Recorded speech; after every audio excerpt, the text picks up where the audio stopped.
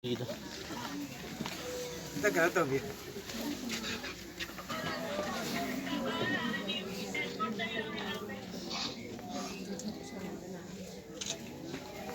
Social activist amoina miyam ni thugai kaya puduna leibiramba miyam na ima sitara haida su khangnaba kheti chandam lekai da leiba sitara begamna khangkhangau dana leikidabada all Manipur Muslim Organizations Coordinating Committee na thamoi sokna numai taro pungdok pagaloinana imagi thawaibo Allah mapu mahakna Jannatul Firdaus da thambishnu haina Allah gi mafamda duba tokjari loinana imung manunggi awabadasu organization asina sarv kiya jaye.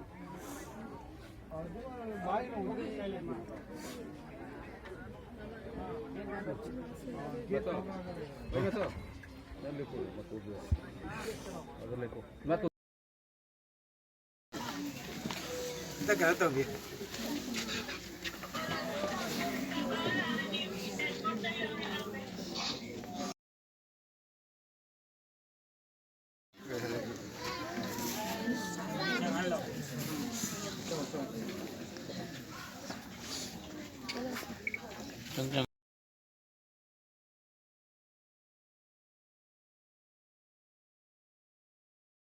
Ima sitara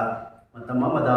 amuko hairibo organization asi semlakpada convener organization oikiba kanglei pak Muslim Janura Development Committee haiba organization adugi president oibirami mahakna Manipur da leiriba tongan tongan bashri aso kayagi thogai kaya su kubirami mahak yamna visionary oiba adugumba luchingbi amani mahakna pangal gi damakta amadi pangal nupi singbu